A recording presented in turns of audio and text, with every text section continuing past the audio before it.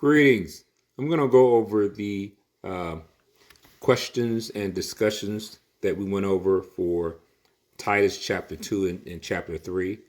We started with the first question, and that was after we read into our spirit, chapter 2, verses 1 through 8. The question that we discussed as a class is, what kinds of responsibility does the older generation in the church have to the younger generation, and vice versa, the younger to the older?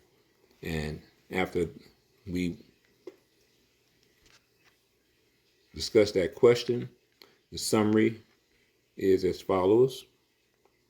Here are top 5 responsibilities for mature Christians, those 70 years old and over, towards younger Christians. Live as exemplars. In Titus chapter 2, verses 2 through 3, your life is a constant sermon. Demonstrate Christ-like qualities like self-control, faith, love, and perseverance. Become mentors.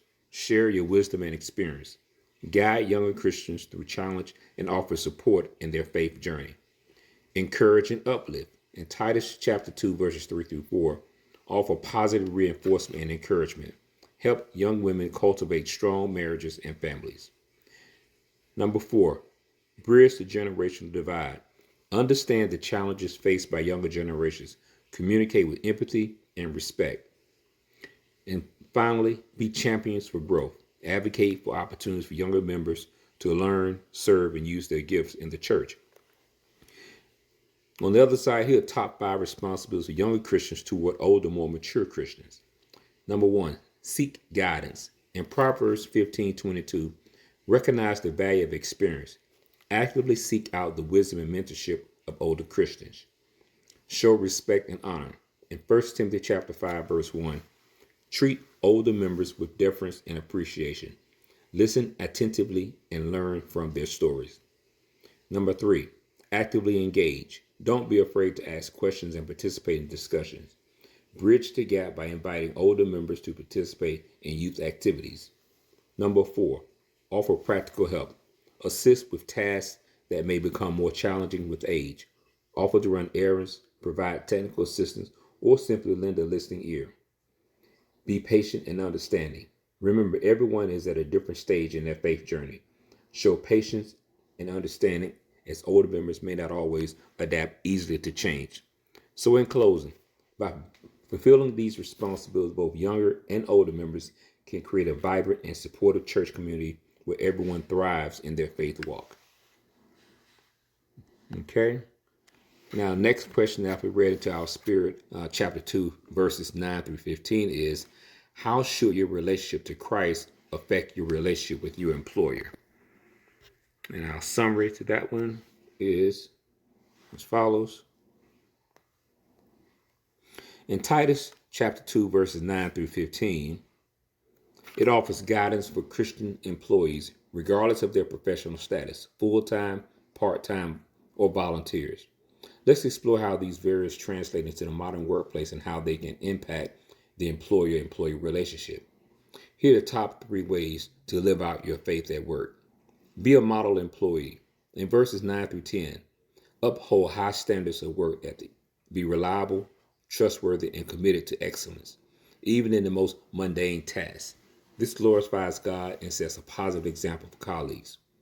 Maintain a positive attitude. Avoid negativity, gossip, or complaining. Cultivate a spirit of respect and cooperation, creating a more positive work environment for everyone. Demonstrate honesty and integrity. Never steal, cheat, or compromise your values.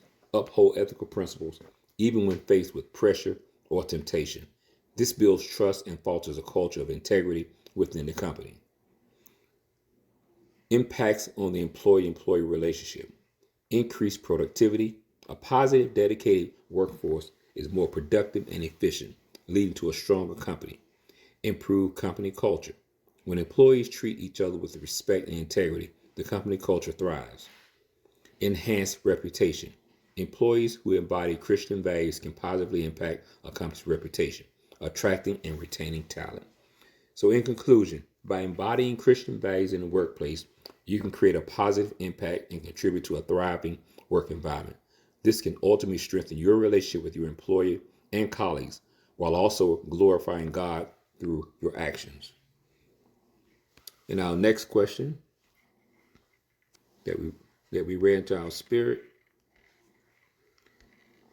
after reading to our spirit verses, chapter 3, verses 1 through 8, the next question is, describe the responsibility that we as church members have in regard to doing good works outside the church as well as inside the church. And our summary is as follows.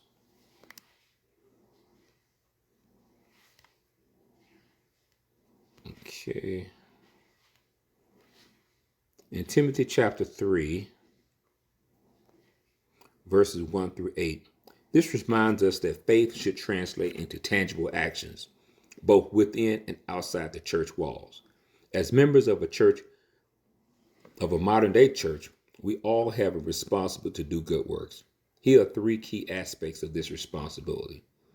Inside the church, support and contribute. Actively participate in church life.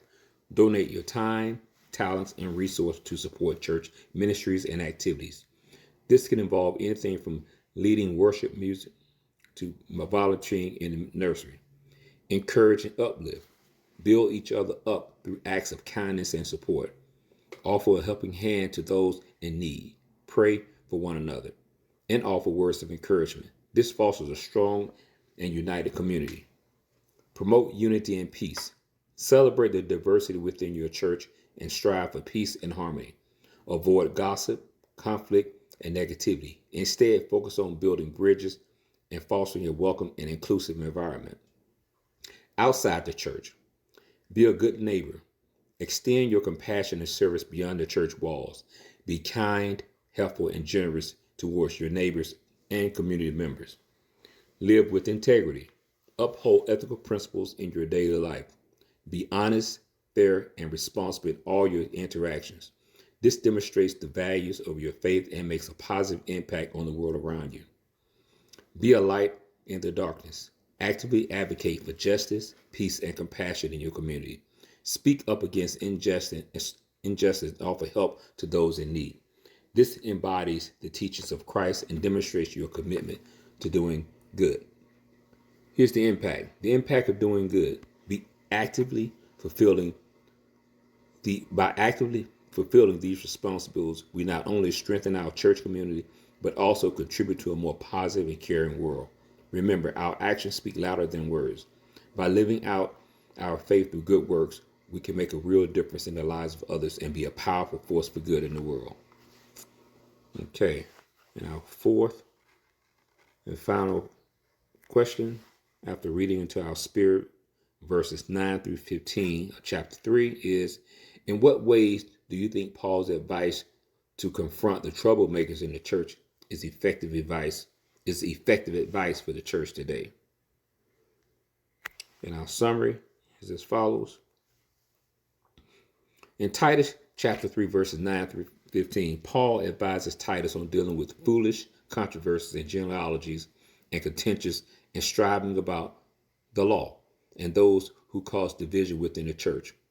While his specific instructions involve warnings and potential separation, the question arises, how effective is Paul's advice in today's modern day context for church leadership dealing with troublemakers? Here's some three challenges with applying Paul's approach. Modern sensitivity. The direct potential confrontation approach advocated by Paul might be perceived as harsh or insensitive in today's more nuanced social climate. Open communication and dialogue are often prioritized. Cultural differences. The cultural context of Paul's letter may not be directly applicable to modern churches with diverse backgrounds and varying levels of tolerance and confrontation. Nuances of troublemaking. Not all disagreements necessitate public confrontation. Paul's approach might be too heavy-handed for situations that can be resolved through private conversations or mediation. So here are the potential adaptations for modern leaders. Focus on restoration. The ultimate goal should be reconciliation and restoration, not exclusion. Prioritize grace and compassion. Leaders can address issues with empathy and understanding, striving to maintain unity while addressing concerns. Seek alternative solutions. Explore mediation, counseling, or conflict resolution process before resorting to public confrontation. Embrace diverse perspectives. Leaders can encourage respectful dialogue and address disagreements through open communication and seeking common good. So, in conclusion, while Paul's specific advice in Titus chapter 3, verses 9 through 15 might not translate directly to the 21st century, the core principles seeking unity, addressing concerns, and maintaining a healthy church community remain relevant today. Modern leaders can adapt Paul's approach by prioritizing grace, communication, and alternative solutions to navigate challenges and nurture a thriving church environment.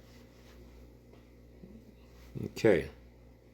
Our next class is going to be this Thursday coming up on the 14th, and at which time we will be going into 2 Timothy, the first 7 verses. God bless. See you then.